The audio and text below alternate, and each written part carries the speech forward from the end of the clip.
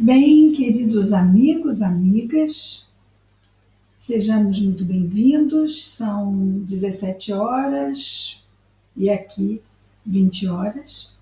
Estamos começando a nossa reunião pública das nossas tardes e noites de domingo, quando aqui estudamos juntos o Evangelho narrado por Mateus. Está dando para me ouvir bem? Thelma está me ouvindo bem? Ok? Obrigada. O Evangelho narrado por Mateus, que está no Novo Testamento, à luz da doutrina espírita.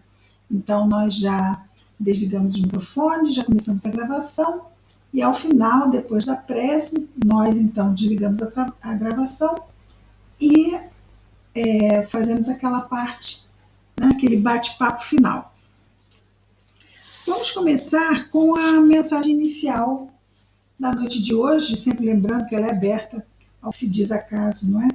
Que nós sabemos não existir. É do livro Palavras de Vida Eterna, a mensagem é 137, cujo título é Crença. Crença. Acreditar, não é? Crer. E o versículo destacado por Emmanuel são palavras de Tiago na sua segunda carta, capítulo 2, versículo 19. Diz Tiago: crês que há um só Deus e fazes bem, mas os demônios também o creem e estremecem. Interessante isso, não é? Crês que há um só Deus e fazes bem, mas os espíritos impuros também o creem e estremecem. Então vejamos que não é a crença que vai determinar a qualidade das nossas escolhas. É o que fazemos com o que dizemos ou com o que acreditamos, não é? O que fazemos? Livre-arbítrio. Emmanuel comenta dizendo o seguinte: alguns momentos de reflexão no Evangelho sacodem-nos o raciocínio para que venhamos a despertar no reconhecimento de nossas responsabilidades em matéria de crença. Aceleramos a cada passo a convicção iniludível, quer dizer, questionável, quanto à existência de Deus. Habitualmente enquadramos a vida mental a determinado tipo de interpretação religiosa a fim de reverenciá-lo, a Deus, através do modo que supomos mais digno. Sim, cada religião tem a sua forma. Construímos santuários para honrar-lhe a munificência, ou seja, a sua grandeza, a grandeza de Deus. Templos, igrejas, né, são construídos para honrar a grandeza de Deus. Pretendemos enobrecê-lo em obras de arte. Sabemos admirar-lhe a sabedoria, seja na grandeza do firmamento ou na simplicidade do chão. Certificamos-nos de que suas leis são inelutáveis, ou seja, estão aí inquestionavelmente para serem vividas por todos nós, não é? Para serem cumpridas, melhor dizendo. Então, certificamos-nos de que suas leis são inelutáveis desde as que foram estatuídas para somente... Não está bom essa leitura aqui, vamos voltar no início do parágrafo. Certificamos-nos de que as suas leis são inelutáveis, desde as que foram estatuídas para a semente, até as que traçam caminho às constelações. Então, tudo, no micro e no macro, está regido pelas leis de Deus. Articulamos preces de louvor ou de súplica, nas quais lhe endereçamos a Deus os anseios mais íntimos.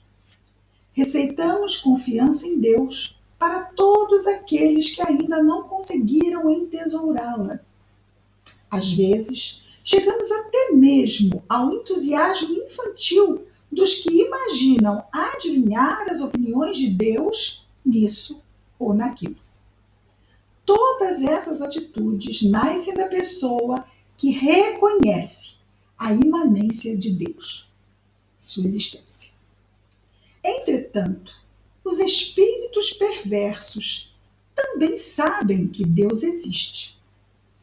Crença por crença, a crença nos planos superiores e a crença nos planos inferiores. Meditemos nisso para considerar que, acima de tudo, importa saber o que estamos fazendo de nossa fé. Excelente, vamos orar. Querido Mestre Jesus, obrigado, Senhor, por mais esta oportunidade de aqui podermos nos reunir em seu nome, Senhor Jesus, a fim de estudarmos a palavra que nos trouxeste, à luz da doutrina espírita. Ajuda-nos a melhor entendê-la, Senhor, a fim de melhor praticá-la. Abençoa nosso anjo guardião de todos nós aqui encarnados, nossas famílias, lares, afetos, todos os nossos irmãos de humanidade, Senhor, abençoa, em especial aqueles que neste momento estejam em sofrimento, Senhor. Graças a Deus. Muito bem. Na semana passada, nós vimos a missão dos 12. Aqui, 12, os 12 apóstolos, não é? E lá, no último versículo, é interessante porque na parte que vamos ver hoje vamos ver uma parte que tem como subtítulo ainda no capítulo 10, perseguições. Lembrando aqui que no último versículo da semana passada, o 16 do capítulo 10, Jesus nos diz, quer dizer, diz a todos nós, porque aqui estamos estudando, mas disse aos apóstolos: eis que vos envio como ovelhas no meio de lobos, sede prudentes como as serpentes e inocentes como as pombas. E nós estamos relembrando aqui porque o início do versículo 17, onde ele vai começar a falar, não é, aqui sobre as perseguições, ele começa falando de cautela. Lembramos que ele falou para que sejamos prudentes como as serpentes, prudentes, cuidadosos, cautelosos. Então ele começa dizendo: acautelai-vos dos homens, pois vos entregarão aos sinédrios e vos açoitarão nas suas sinagogas, e sereis conduzidos a governantes e reis por minha causa, em testemunho para eles e para os gentios. Aqui nós vamos ver que Jesus continua trazendo várias ideias curtas, algumas se conectam, outras são como um checklist, uma lista de cuidados, uma lista de apontamentos, uma lista sempre de verdades. Então ele começa dizendo para que nos acautelemos, sim, vamos puxar para nós, por que não, não é? Acautelai-vos dos homens, pois vos entregarão aos sinédrios e vos açoitarão nas suas sinagogas, e sereis conduzidos a governantes e reis por minha causa, em testemunho para eles e para os gentios. Então vamos lembrar aqui que isto aqui acontece antes, é claro, da sua crucificação. Antes do Evangelho começar a ser pregado pelos apóstolos e discípulos, e que o número de cristãos começa a aumentar, e se Jesus foi morto para que a ideia morresse, nós temos lá no Evangelho segundo o Espiritismo, não é? Que se pode matar o homem, mas não se pode matar uma ideia, muito menos quando a ideia é verdadeira. Então, como a ideia é verdadeira, Jesus partiu e o cristianismo foi crescendo como um movimento e começou a ser perseguido. E tudo que Jesus diz aconteceu com os primeiros cristãos. Até que, enfim, o imperador do Império Romano estabelecesse o cristianismo como a religião oficial do Império Romano. É claro, ele sendo o mandatário maior dessa religião. Não é? Então, nada vem, porque afinal se mostrou o quê? Se mostrou, vamos dizer assim, algo que estava muito bem aceito e ele decidiu tomar para si. A essa época existiam mais de 300, isso já no século IV, existiam mais de 300 igrejas, cada uma trabalhando, vamos dizer, não é? Na divulgação do evangelho do seu jeito. Hoje nós vemos muitas igrejas assim na corrente, não sei, na linha evangélica, não é? Então existem igrejas independentes, uma da outra. Igreja disso, igreja daquilo, e assim era. No início era assim. Eram igrejas independentes uma da outra. E então o imperador reuniu e perguntou qual delas permitiria que, uma vez encampada, vamos dizer, pelo Império Romano, o colocasse como o maior posto dentro da igreja. Mais de 300. Vocês acham que teve uma que concordou? Claro que sim, né? Claro que sim, claro que sim. Claro que sim. E aí, o que aconteceu com as outras? Foram, Ana Vanessa, contundente, né, Vanessa?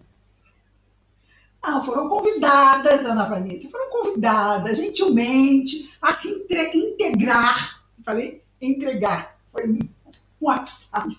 A se integrar nessa nova igreja, que seria a igreja realmente, vamos dizer assim, verdadeira, cristã, e tomou o nome de católica, não foi? Igreja passou a se chamar Igreja Católica. E o que quer dizer Igreja Católica? Igreja Universal. Lembra alguma coisa? Não, né? Era a Igreja Universal. Mostrando o quê? Ela era universal, não era nem mundial, não era nem imperial, não era nem do império, não era do planeta. Podia aparecer uma outra linha cristã em Marte, porque o imperador romano encampou todo o universo.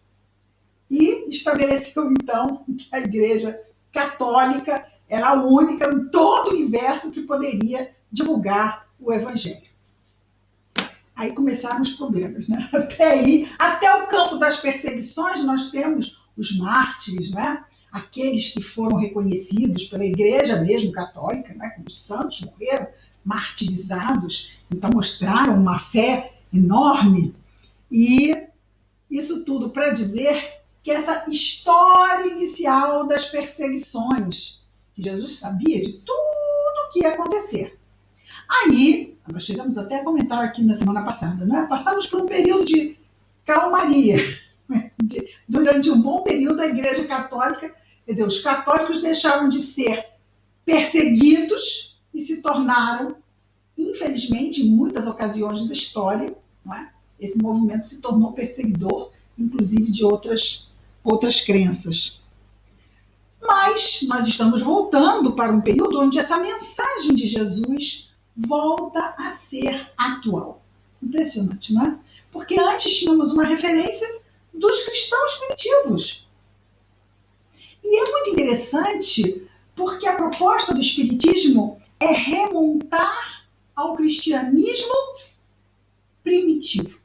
E aí, ficava pensando com os nossos botões.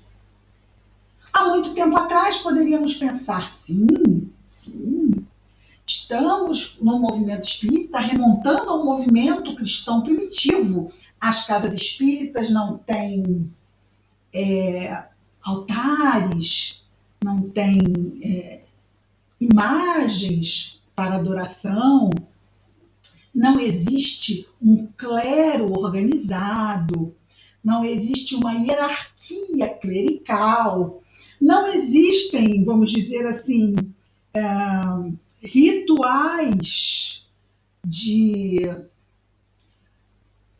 vamos dizer assim, rituais que seriam uma expressão do culto. A gente pensa, então é isto, né? Remontar ao cristianismo primitivo é isto. Mas cá no século XXI, a gente começa a perceber que eu acho que a proposta era um pouquinho mais. Vocês estão me vendo? Gente, está aparecendo um montão de coisa na tela. Ah, voltei. Ficou uma coisa interessante.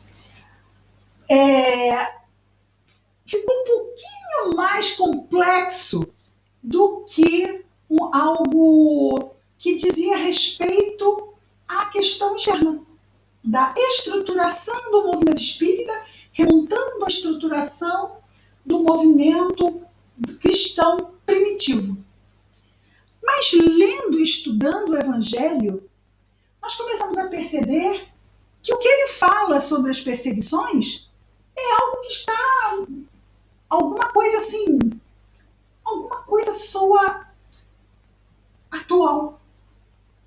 Nós vemos que cada vez mais as pessoas estão muito, como se diria assim, em pontos opostos, né? Os pontos de vista estão cada vez mais opostos. Não existe mais um ponto aqui, um ponto aqui, um ponto lá, um ponto cá, um ponto cá, pontinhos assim. Não, existem pontos aqui, existem pontos para cá. E isso faz com que o antagonismo possa ser levado de uma forma mais rude, mais agressiva até, né? Por ser assim, uma ideia para um lado, uma ideia para o outro. E sim, mas o que é que essas ideias do mundo atual têm a ver com o cristianismo? Vamos lá conversar com jovens. Quantos acreditam em Deus hoje em dia? Já fizeram algum esquete sobre isso? Já fizeram uma enquete? O que os jovens acham de Jesus? Sim, vamos encontrar jovens que acreditam, mas vamos pensar na quantidade que era há 100, 80, 50 anos atrás e os jovens de hoje. Porque os jovens de hoje serão os homens e mulheres que levarão o mundo amanhã, não é verdade? Os jovens de hoje serão os pais e avós de amanhã. Então, se hoje nós dizemos assim, tudo bem, meu filho, meu neto, não acredita em Deus, não acredita em Jesus nem nada, mas é uma boa pessoa. Até porque ele tem pais e avós como referência, não tem? É interessante porque foram criados por pessoas que têm esses valores. Mas e aqueles que eles vão criar? E que eles vão agregar o mundo de daqui a 100, 150, 200 anos? Por enquanto nós achamos que está tudo muito bem, não é? Por quê? Porque nós estamos aqui. Nossos pais estiveram aqui, nossos avós estiveram aqui. Mas na medida em que o mundo está mudando, e o mundo está mudando, e esses valores, e o que nós estamos falando, nós não estamos falando de política, nós estamos falando de valores. São valores. Valores, valores.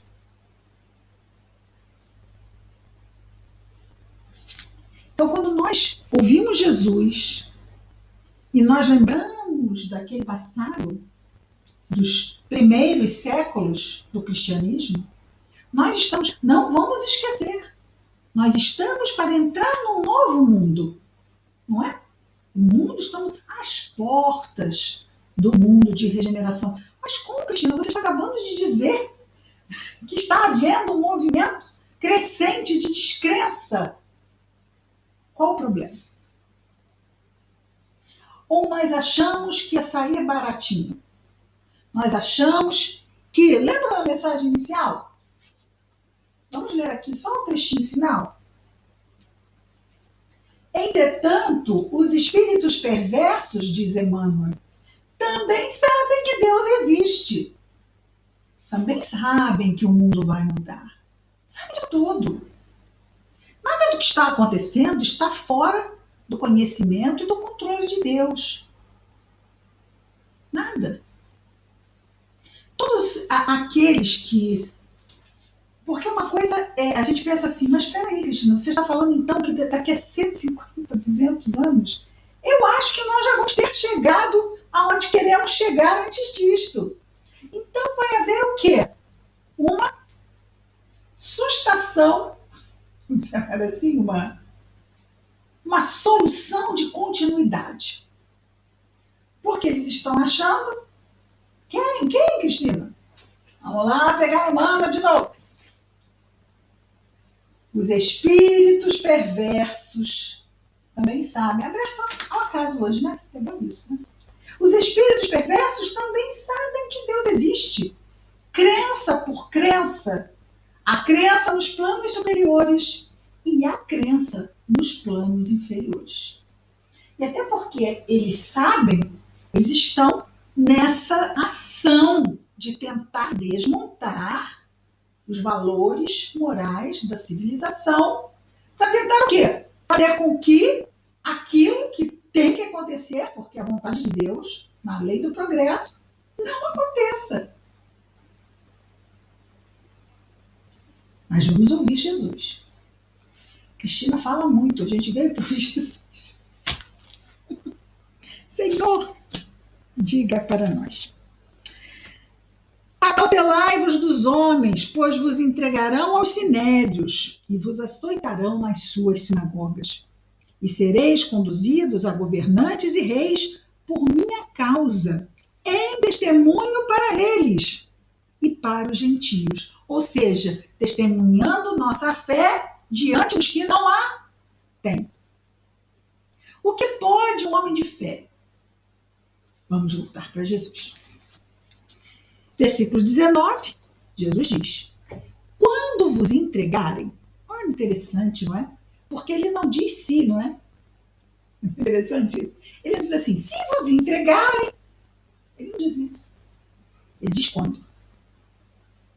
Até porque aquela época foi bem isso, não é? Todos os cristãos foram perseguidos.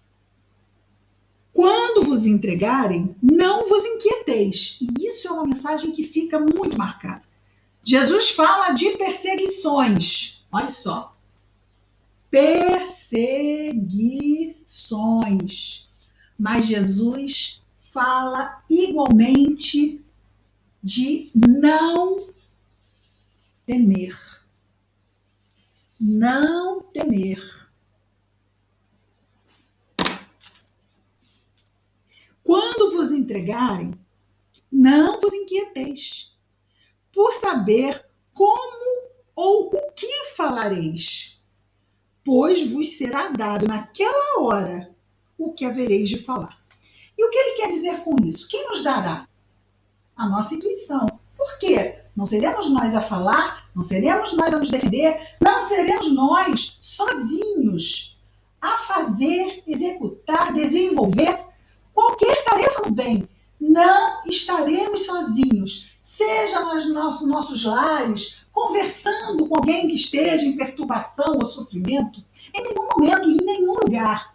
Estando nós alinhados aos valores cristãos, não estaremos sozinhos, porque estaremos numa sintonia onde os trabalhadores do mundo maior, poderão nos usar como instrumentos e poderão nos ajudar a nos, vamos dizer assim, a enfrentarmos da melhor forma possível o que quer que seja que venha a acontecer em nossas vidas.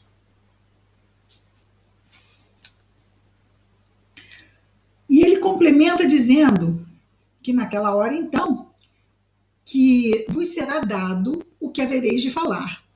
Pois não sois vós os que falam, mas o Espírito do vosso Pai falando em vós. Então, daí, essa intuição, não é? Essa inspiração e nós nos tornarmos instrumentos dos amigos espirituais. E ele continua no versículo 21, que, vejamos, ele fala de uma situação difícil e ele dá o sustento para a situação difícil. Aí ele volta a falar em situação difícil. Então, irmão entregará à morte irmão e pai entregará o filho. Filhos se levantarão contra genitores e os matarão. E sereis odiados por todos, por causa do meu nome. Mas, e eu gosto muito dessa fala de Jesus, quem perseverar até ao fim, esse será salvo. No versículo 23 ele diz, quando vos perseguirem, e de novo ele não diz se, quando vos perseguirem nesta cidade, atenção agora, fugir para outra. Então é interessante, não é? Por que ele diz fugir? Porque os perseguidores não são amantes da paz e da concórdia, não é? Os perseguidores, eles vêm com violência. E se ficarmos para nos defendermos, provavelmente haveremos de agir com violência, não é? Então, é muito interessante, porque é exatamente isso, não é? Diante de um perigo, nós temos dois impulsos: enfrentar ou fugir. E ele nos recomenda fugir. Então, se há uma necessidade do outro de perseguir e ser violento, não há necessidade de nós ficarmos para nenhum tipo de suplício desnecessário, porque isso tudo já é certo suplício. Mas ele diz, se chegar, fugir. Naquela cidade não está dando, fugir. Se vos perseguirem nesta cidade, fugir para outra. Pois, amém, ou seja, em verdade vos digo, que não terminareis as cidades de Israel até que venha o Filho do Homem. Porque a gente pensa assim, mas espera aí, vou fugir até quando? Nós vamos ter essa situação até quando? Porque nós fugimos, não fugimos? Nós fugimos de combate e enfrentamentos o tempo todo. Porque são provocações, não são? É um jovem que vem discutir que meu corpo, minhas regras, e sim, a mulher que não quer o seu bebê pode, deve abortar. Não é verdade? Você vai falar com essa pessoa sobre o valor da vida, sobre... Ela vai ouvir? Ela já está aqui com os seus valores, ou desvalores. E você está aqui com os valores morais. Então, muitas vezes a gente percebe quase uma necessidade de embate, de buscar a discussão, de buscar o confronto. Para quê? Porque se nós entrarmos nesse confronto, nesse embate, porque sim, sabemos do que é este crime, trazendo isto como exemplo, o que teremos? Alguém que não vai se convencer. E nós que terminaremos isto, provavelmente porque somos espíritos ainda imperfeitos, desequilibrados, tensos, irritadiços, contrariados, não é? Com a nossa vibração onde? Então, quando Jesus nos diz para fugirmos, quando nos negamos a esse tipo de embate, de confronto, nós estamos nos salvaguardando. Salvaguardando o nosso equilíbrio, porque nós não somos luz ainda. Nós não podemos chegar como um espírito iluminado para entrar numa discussão de valores, porque o espírito equilibrado, iluminado, vai se manter assim. Vai poder aconselhar, não é? Sem se perturbar. Isso nós estamos falando de discussão por discussão, correto? Não estamos falando de alguém que venha nos procurar e mesmo assim nós não temos poder sobre essa pessoa, temos? Alguém que vem nos procurar dizendo que está grávida e que vai abortar. Se já decidiu, a gente nem sabe por que vem falar, não é? Se vem perguntar e a gente diz, mas ela diz, não vou fazer, então de novo. Então por que perguntou? Se já tinha até a decisão tomada. Então isso pode também nos levar ao desequilíbrio, mas nós não podemos esquecer. Vamos dizer a essa pessoa, sim, vamos dizer a ela, que ela está tomando uma decisão e que essa decisão é dela e que sobre essa decisão ela tem responsabilidade sobre a vida que ela está retirando dela mesma.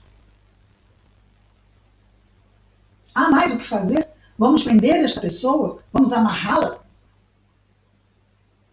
Porque por mais que tentemos, quando ela tiver uma oportunidade, é isso mesmo que ela vai fazer. Se ela já tem essa decisão tomada. Muitas vezes há a possibilidade da pessoa vir realmente e nós podemos conversar e ajudar. Ajudar nesse sentido, ajudar o reencarnante, né? A vir e ajudar essa mãe também a não se comprometer, porque é uma decisão de extremo e profundo comprometimento, que pode deflagrar um processo obsessivo grave, entre sendo esta uma das consequências terríveis que advêm do abortamento. Bom, mas a gente queria trazer aqui, vejamos. Em verdade vos digo que não terminareis as cidades de Israel até que venha o Filho do Homem. Então, o que estávamos dizendo. Então, vamos sair daqui. Claro que não é cidade. Muitas vezes é sair da sala, às vezes é sair da loja, às vezes é sair de perto, né? Sair até mentalmente. Porque isso pode nos chegar por uma notícia da internet, não pode? Pode. E ali a gente já começa o embate. E ó, a vibração caindo. Então, quando Jesus diz, vamos sair, porque sempre vamos achar, aqui no caso ele diz, uma cidade para ir. E nós vamos sempre achar um lugar também para podermos nos manter salvaguardados da perturbação, que o confronto traria como consequência. Mas, nesta fala de Jesus, ele diz, foge para outra cidade. Por quê? Não terminareis as cidades de Israel até que venha o Filho do Homem. Muitas cidades, não são? São muitas cidades. Até porque naquele tempo não precisava ser uma cidade, bastava ser uma aldeia. Já era um núcleo onde era considerado ali já um lugarejo. Então a pessoa pode sair daqui para uma cidade maior, média, pequena, uma aldeiazinha, e são muitas. E ele diz que se fosse mudando, que as cidades não vão acabar antes do retorno do Filho do Homem. Quem é o Filho do Homem? É ele mesmo, é Jesus. Mas quando será esse retorno? Esse retorno é exatamente esse momento de divisor de águas, esse momento de transformação dos mundos. A gente não sabe como será, mas a gente sabe que vai ser um momento divisor de águas. Vamos sair de uma categoria de mundo. Acho que às vezes a gente vê o nome, né? A gente pensa assim, mundo de provas e expiações para mundo de regeneração. Melhorou o nomezinho, ficou assim mais vibratoriamente, já é uma coisa mais, é superior, né? Porque provas e expiações, regeneração. Mas não é só a placa na porta que vai mudar. Mas não, chega alguém, né?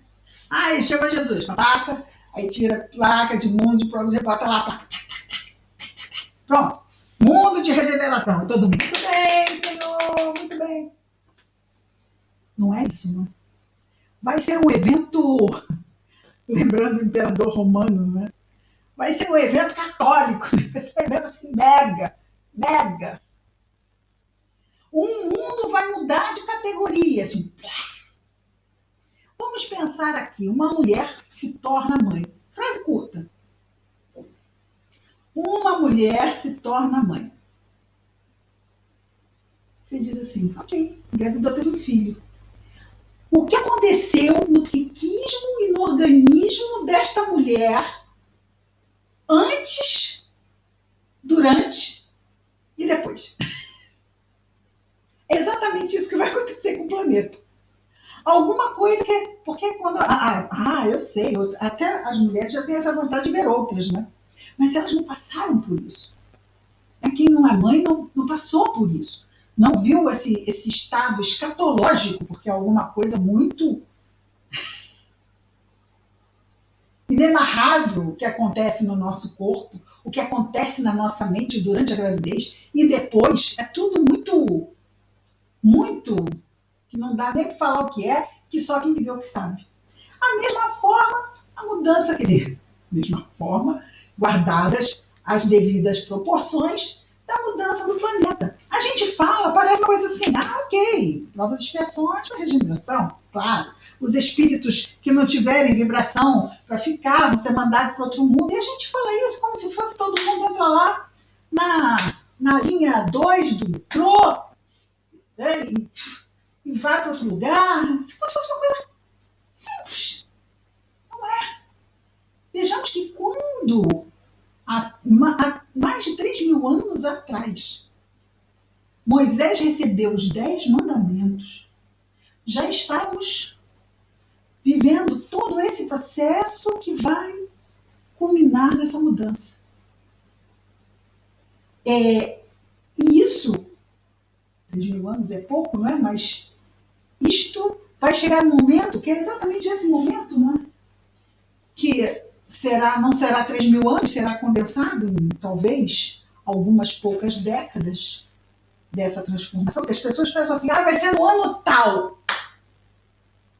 É um processo, né? Não vai ser nem no dia tal, nem no ano tal. Vai englobar, provavelmente, um grupo bom de anos. Não 3.000, mas talvez algumas boas décadas ali envolvidas. Sabemos, inclusive, que já botamos o pé nisso, não é? Já botamos o pé nisso. E é por isso que nós estamos vendo exatamente isto. Estamos vendo. Por quê? O Taraema, o termo que ele usa, os espíritos perversos também sabem. Então é isso que nós vemos, esse desespero pelo domínio, pela hegemonia, pela submissão que nós estamos vendo hoje em dia, né, de povos e ideias, é esse desespero, porque tudo que nós estamos vendo no plano encarnado, até já acho que chegamos a falar isso aqui semana passada, não é? Quem está dirigindo? É o plano desencarnado. Quando Kardec pergunta, influenciam os espíritos em nossos pensamentos e atos? Muito mais do que podeis imaginar. De ordinário, são eles que vos dirigem. Tanto para o bem, quanto para o mal. Tanto para o equilíbrio, quanto para a perturbação. Certo?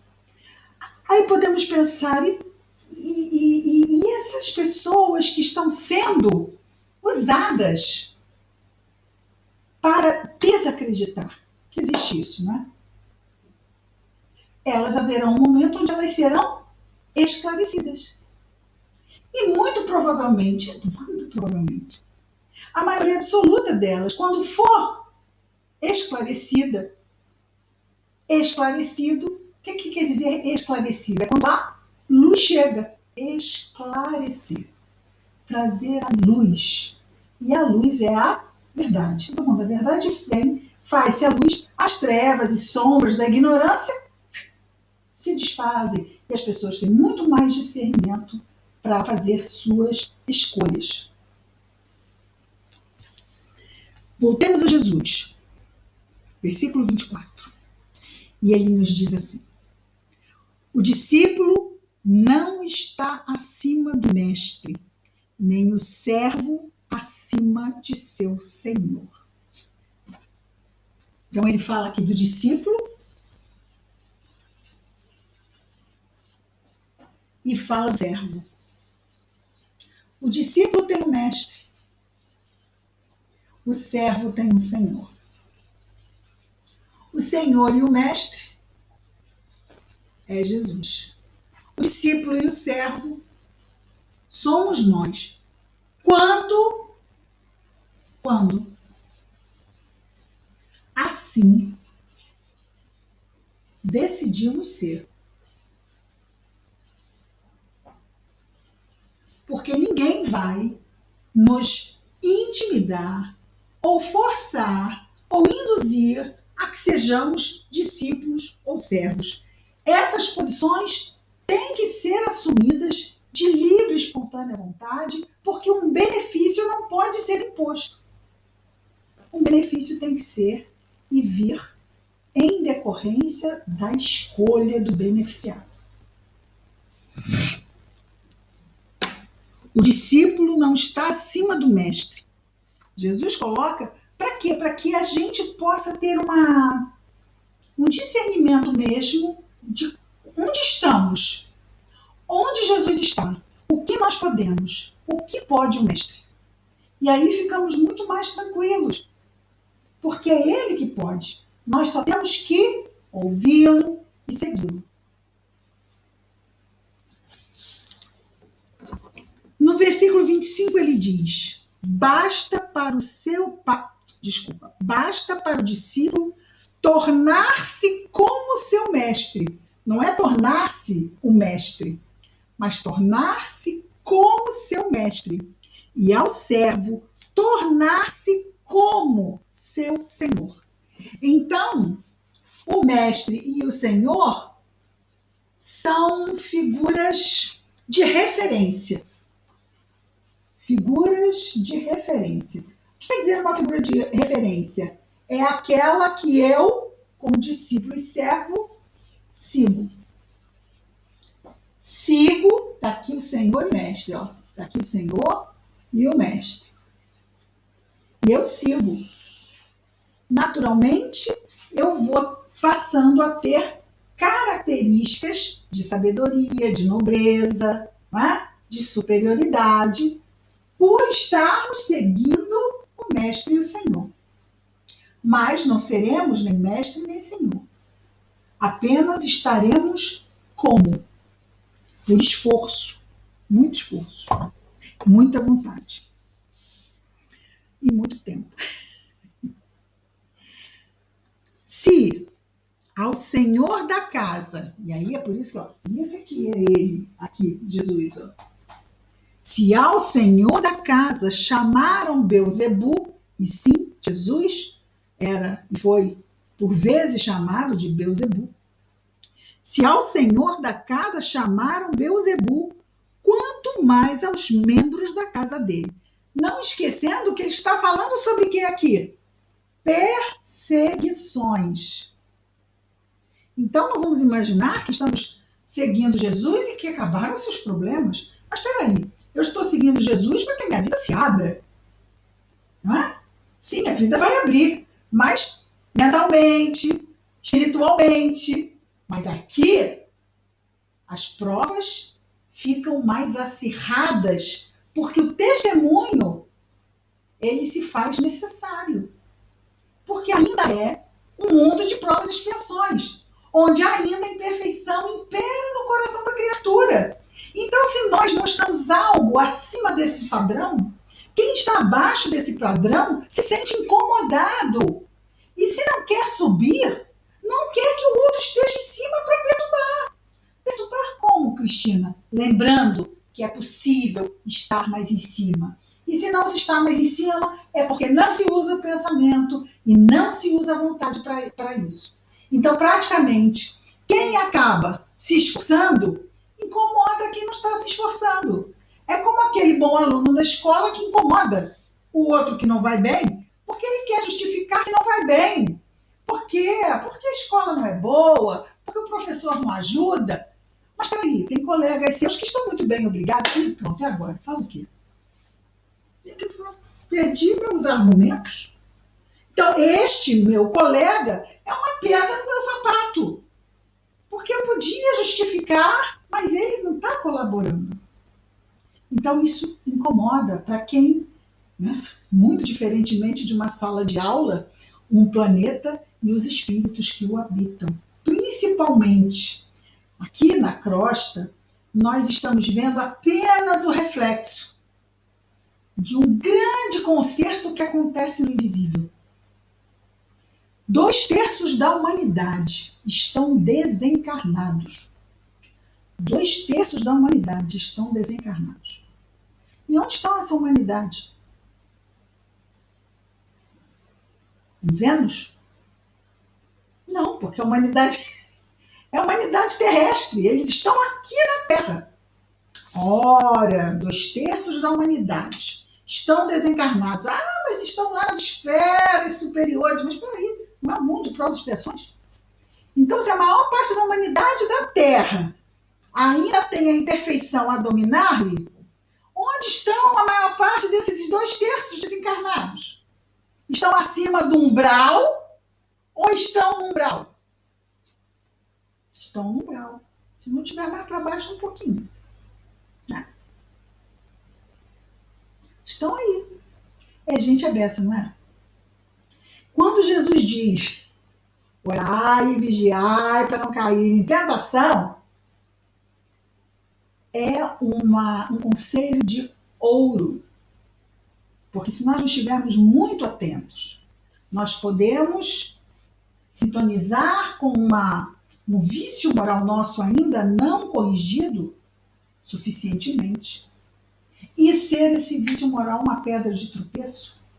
Seja ele o medo, seja ele a irritação, seja ele a reclamação, seja ele a indignação, seja ele a mágoa e o ressentimento.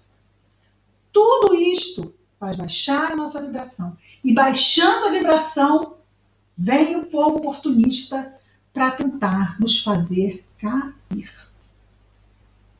Então, nós recebemos o tempo todo, principalmente porque quando buscamos, percebemos como a espiritualidade tenta nos ajudar.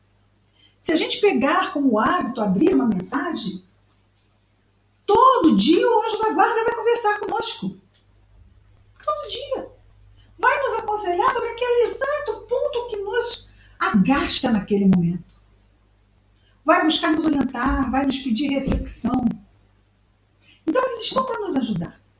Mas se não lançarmos mão dos recursos, podemos ficar entregues a quem? A nós mesmos. Quando no Salmo diz tudo posso naquele que me fortalece, esse Salmo revela o quanto de poder nós temos. Então nós precisamos nos aliar às forças do alto para nos tornarmos mais fortes. E neste momento em que os ventos sopram e devem soprar mais fortes, nós precisamos de equilíbrio, como precisamos de ar para respirar. Então vamos lançar mão dos recursos que temos para buscar o melhor possível no dia de hoje. Estarmos o melhor possível em equilíbrio. Esse é o nosso desafio diário, para não dizer horário. Vamos adiante mais um pouquinho. Então ele diz, se ao senhor da casa chamar um Beelzebu, quanto mais aos membros da casa dele. Portanto, nós destacamos aqui, não temer, lembra? Portanto, não temais. Portanto, não temais, pois nada há encoberto que não haverá de ser revelado, nem escondido que não haverá de ser conhecido. E o que pode hoje ainda estar escondido e não revelado? O bem. Não é? Ainda há, por muitos, lembrando, levados pelos desencarnados, ainda há muitos que tentam esconder, velar a verdade. Mas Jesus diz, não temais, pois nada há encoberto que não haverá de ser revelado, nem escondido que não haverá de ser conhecido. Lembra que nós falamos que aqueles que hoje estão sendo enganados vão ser esclarecidos? Então, quando isto for revelado, quando a luz se fizer, muitos vão poder ainda, muitos, de uma forma automática, porque eles estavam com o discernimento abafado pela mentira. A mentira com relação aos valores morais. Hoje nós estávamos vendo no YouTube que existe Etiópia, não é Etiópia, um país na África, onde existe muita pobreza e as mulheres ficam com seus filhos na rua, seus bebês, e eles são roubados e são vendidos. E não se sabe para onde eles vão. Mas são as centenas e os milhares de bebês que somem. Um outro vídeo assisti como se diz no Instagram, página de Instagram, uma página de Instagram e aplicativo que vende empregadas no Oriente Médio, vende escravas para trabalhar em casa, que vem de outros países, chegam em alguns países muçulmanos, eles fazem isso, né? A pessoa chega lá e tira o passaporte e a pessoa fica ali refém daquela situação. Então tem fotos, elas não sabem que estão ali. E seus patrões as vendem. Milhares de mulheres em aplicativo sendo vendidas como empregadas domésticas. É esse o nosso mundo, né? É esse o mundo que está lá com esses valores. Porque às vezes nós estamos nas nossas cidades com valores que a gente pensa assim, não, mas está tudo tão ruim, aqui está exagerando. Infelizmente não, não é? Porque o mundo não se resume às nossas cidades, e mesmo dentro das cidades nós sabemos que existem zonas, zonas e zonas, não é? Coisas muito boas acontecem em determinadas zonas e coisas muito ruins acontecem em outras. E assim também pelo mundo afora. E nós vamos terminar aqui hoje. Vou voltar só para o encoberto, porque ele vai continuar falando sobre treva e luz. Então eu vou repetir aqui o 26, mas só para ler. Está aqui, só ler. Vamos começar mesmo no 27. Muito bem. Então hoje nós vimos do versículo 17 do capítulo 10 ao versículo 26. Vamos orar. Querido Jesus, Mestre amado, obrigado, Senhor, por mais esta oportunidade, por mais esta semana. Abençoa, Senhor, a semana que começa. Ajuda-nos a refletirmos sobre as situações que vão nos chegar, para que busquemos a melhor solução para cada uma. Que a tua paz, Jesus amado, esteja em nós e entre nós, hoje e sempre, graças a Deus. Nós vamos parar a gravação.